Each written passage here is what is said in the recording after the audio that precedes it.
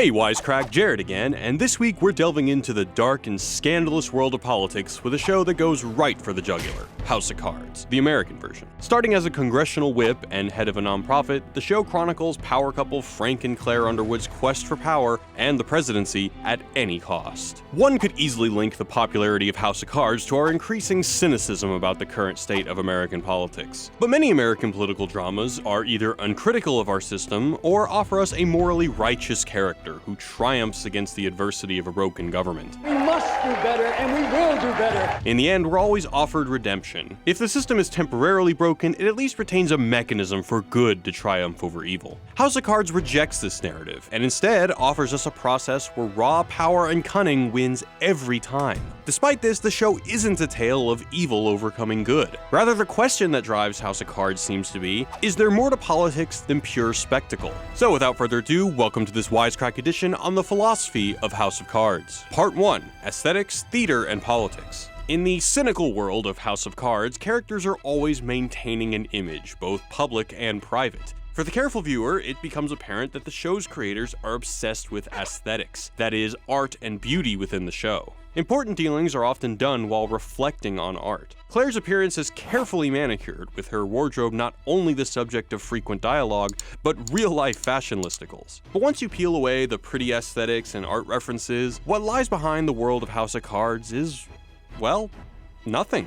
We'll get to that. House of Cards' preoccupation with aesthetics also manifests itself in the show's frequent tribute to theater, and more specifically, William Shakespeare. Frank often uses soliloquies and asides, a theatrical device used heavily by Shakespeare, wherein a character's inner thoughts are explicated to the audience. Others have noted that much of the show's plot and characters are reminiscent of Shakespeare classics like Macbeth and Richard III, which inspire Frank's charming asides about his terrible behavior. When you're fresh meat, kill and throw them something fresher. Petrov, in his visit to the White House, even quotes Gorbachev quoting Richard III's famous opening lines. Of an end to our winter of discontent. Theater is just one facet of the political philosophy in House of Cards. Theater, aesthetics, and art all point to the more fundamental concept that appearance drives politics. Politics is theater, or at the very least, its own kind of performance.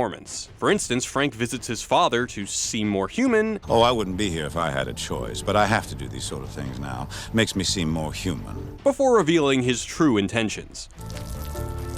His breaking of the fourth wall to address the viewer is more than just a convenient way to develop his character. It's an important way to blur the distinction between the show and reality and theater and politics. Contemporary commentators bemoan the fact that politics has become entertainment, with catchphrases and slogans replacing real political argument. A vote for Frank Underwood is a vote for America Works! We see it in the show too. Frank destroys Michael Kern's career over an op-ed he didn't even write, and Kern self-destructs when he's unable to keep pace with media sensationalism.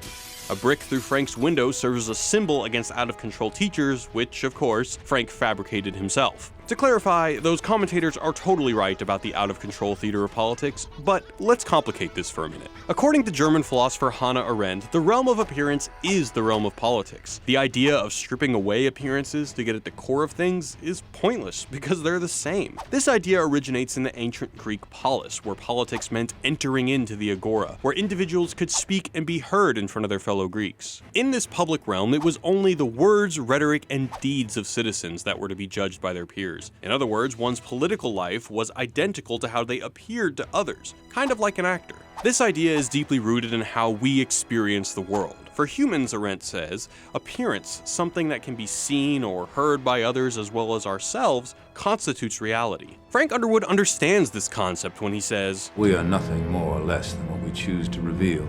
What I am to Claire is not what I am to Zoe, just as Zoe is not to me what she is to her father." Another way to read this, of course, is that Frank is a sociopath, and what he chooses to reveal to us is a carefully crafted manipulation to get us to like him. Seriously, how is it that we still don't hate Frank Underwood? The easiest criticism to leverage against Frank is his lack of sincerity and frequent use of deception. Peter Russo is dead. Suicide. The idea that appearances are deceptive and unreliable is really old. One of the first things philosophy students learn is Plato's allegory of the cave, where we have to disillusion ourselves of the misleading shadows on the wall and discover the true world behind them. Karl Marx uses this Platonic distinction between appearance and reality in his theory of ideology. Even The Matrix is just a modern rehashing of this idea dating back to the Greeks. Those news commentators complaining that modern political media has become a grotesque spectacle concealing what really goes on behind closed doors are the modern torchbearers of this millennia-old argument. Frank and Arendt undermine one of the central tenets of this tradition, that there lies an authentic reality behind the world of appearance. For Arendt and Frank, appearance is reality. If we can't hate Frank Underwood, it's because there's no stable identity to hate. He's sometimes a good husband to Claire, a manipulative murderer to Zoe, a kind boss and one-time lover to Meacham, a supportive friend to Freddie, a job creator for the masses, and a two-timing liar to, well, everybody else. Another angle of this problem is seen in Remy and Jackie's relationship, who are ultimately unable to reconcile their professional lives with their authentic selves. Through the show's intermingling of art, theater, and aesthetics, it challenges old ideas about how reality operates. The idea behind this argument isn't that Frank Underwood is good, or that the perpetual lying of modern politicians is good. I did not have sexual relations with that woman. It's that appearances and reality aren't as easy to disentangle as we might think. Nothing illustrates this better than a simple fact. Frank is the epitome of a hypocrite. Do you think I'm a hypocrite? Well, you should. A hypocrite is someone who acts in a way that is inconsistent with their stated beliefs, but more specifically, puts on false appearances. Originally, the term comes from the ancient Greek word for play acting, another hint that the politics of House of Cards is mere theater. The road to power is paved with hypocrisy and casualties. History hates hypocrites. Dante even put them in the 8th circle of hell. But rooting out hypocrites, the search for true motives in politics, has historically gone really bad. The hunt for the Frank Underwoods of the world is impossible behind the aesthetic nature of politics. As Arendt says, the search for motives, the demand that everybody displays their innermost motivation, transforms all actors into hypocrites, and hypocrisy begins to poison human relations. The solution for Arendt is to realize that we have no ability to distinguish between being and appearance. After all, does Frank even know his true, unwavering convictions behind every action? Sure, he makes a point that power is his endgame, but why? Arendt's argument is that when you try to strip away the facade of appearances we all adorn, you don't reveal the real person inside of us, but just more mystery. And then there's Claire. Claire's whole portrayal in the show suggests that, unlike Frank, there is something behind the mask, something that she must inhibit in order to continue her quest for power. When Claire sees the news that Zoe Barnes has died, she immediately turns to applying her makeup, as if aesthetics suppresses her true feelings of disgust about Frank's deeds. And while we may try in vain to hunt down an authentic Frank, Claire's love of art seems to indicate a yearning for real self-expression, to stop performing. Claire seeks authenticity in aesthetics, like photography and origami. Even her relationship with the photographer suggests that she's seduced by his genuine bohemian lifestyle. Part 2. Leaving a Legacy. Unlike some TV characters, what drives Frank Underwood is amazingly simple. He wants power, and will remind us every chance he gets. Power is more important than money. I'm a powerful friend to have right now. The most you'll ever make of yourself is blowing men like me. Men with real power. But power is the foundation of Frank's larger dream, to build a legacy. We could even liken Frank's quest for power as part of a larger quest to build a work of art in the form of his legacy. Consider the Buddhist monk's sand painting in Season 3, also known as a sand mandala, the practice of painstakingly creating elaborate designs and then destroying them. Frank is deeply annoyed by the Buddhist monks, and it's no minor detail. He'll be here for a month. A month? Sand mandalas stand in stark contrast to most of the Western artistic tradition, which routinely seeks to create art to endure through the ages, with bonus points if it's gigantic. Sand mandalas represent the fleeting nature of our own existence, so should we be surprised that Frank, the man who wants to achieve immortality through his quest for power, hates it? Money is the McMansion in Sarasota that starts falling apart after 10 years. Power is the old stone building that stands for centuries.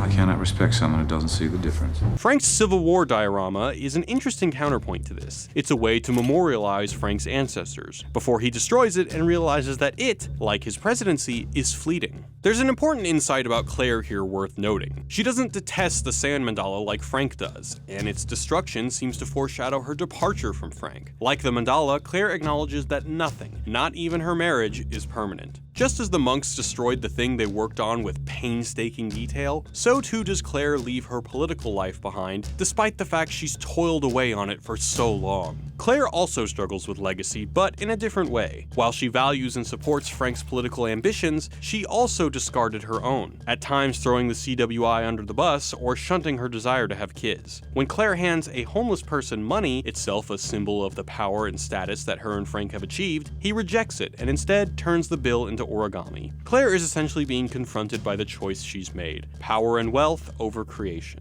She takes up the hobby as if a symbol for her desire to create a legacy through family rather than power. We could use this as an opportunity to explore the title of the show. Is Frank building a lasting legacy, or simply a house of cards, whose very existence is on the verge of collapse at any minute? I will win, and I will leave a legacy. Frank is essentially striving for immortality, a not unfamiliar concept in the politics of ancient Greece. When they bury me, it won't be in my backyard. And when they come to pay their respects, they'll have to wait in line. The point is to struggle to make a name for yourself through your great deeds and words. That this idea has become so alien to our society that it can only be distorted through vainglorious characters like Frank Underwood is symptomatic of the loss of genuine politics of our time. Part 3. Politics as Spectacle. It might seem strange that a show about America's political system is suspiciously lacking its central tenet: democracy. In House of Cards, our political system is essentially reduced to backroom dealings and media. Democracy is so overrated. Frank even likens Congress to a game of chess where one should keep their pieces concealed. Public opinion is important, but only as a variable to be manipulated. What color should Claire's hair be? What do you think? I like it. What do people think of Peter Russo's Phoenix out of the Ashes story? At other times, public opinion is something that can be simply turned off. Even the media, which our Constitution specifically protects as integral to our democracy, is just part of a larger political game. Zoe Barnes is fed information that's beneficial to Frank's political machinations, Tom Yates is hired to write what is essentially propaganda, the list goes on. There are, frankly, too many thinkers who tackle this problem to cover here. German philosopher Carl Schmitt argued that things like debate and openness have become mere spectacle for the backroom dealings of party leaders. You're finally one of us, the men, in their smoky back rooms. But one philosopher takes this a step further. While lots of people argue that deception masks an inner reality, French philosopher Jean Baudrillard argues that there is no truth behind the lies. For Baudrillard, to have a lie concealing a truth is child's play compared to our modern media nightmare. Lies told by politicians and media take on lives of their own until information circulates like commodities on the stock market. Frank and Zoe literally barter for information. Before getting canned, her boss at the newspaper claims, Zoe Barnes, Twitter, blogs, enriched media, they're all surface, they're fads. As if to prove that integrity and depth are relegated to the dustbin of history. Slugline, the new standard for media, is more concerned about seeming edgy and bleeding edge, so much so that Zoe's boss informs her that her work won't even be checked. Oh, I thought you might want to take a look. The goal here is for everyone to post things faster than I have a chance to read them. If you're satisfied with the article, you just put it up. Baudrillard says, where we think that information produces meaning, the opposite occurs. Information devours its own content. Is that true? It will be after you write it. More than just existing for its own sake, this circuit of information is seductive. Frank Underwood is seductive, not only to his former classmate, Tom Yates, and Meacham, but to us as the viewer. A great man once said that everything in life is about sex, except sex. Sex is about power. Frank knocking his ring at the end of season 2 leaves us confounded with a feeling of awe. If we too are seduced by Frank Underwood, what does that say about our political system? Do we enjoy the performance? Are we doomed to fall in love with the real Frank Underwoods of the world? Conclusion. If House of Cards is so good, it's because it has so many incredible layers to it. It's ultimately a show about the politics of appearance, whether through art or theater. Whether or not that's a bad thing is up for debate, but so far it's looking pretty bad. Hey Wisecrack, as always, thanks for watching and for all the support. Stick around, we've got a few important things to share with you. We hope you're liking these new Wisecrack Edition videos. We're having a great time doing them for you. We've got great new videos for you around the corner on A Clockwork Orange, Final Fantasy, The Incredibles, Dark Souls, and tons more. To make sure you get notified when new videos come out, head over to our channel page and hit the subscribe button. If you're on a smartphone or tablet, click on that bell icon too, and you'll get notified the second a new video is released. Another great way to support the show is by supporting our sponsors. This episode is sponsored by Audible.com. Audible is the world's leading source of digital audiobooks. They've got more than 180,000 downloadable titles across all types of literature, including bestsellers and the latest releases. If you're looking for a book recommendation, check out Sex, Drugs, and Cocoa Puffs by Chuck Klosterman. It's a smart and funny book, and the first to examine breakfast cereal, reality television, tribute bands, internet porn, serial killers, and the Dixie Chicks all in one book. For more about Audible and to start your 30-day free trial with a free audiobook, go to audible.com/8bit to sign up. Alright, time for me to head out. I've got to finish working on the Dark Souls video. Thanks for watching, everyone. Peace.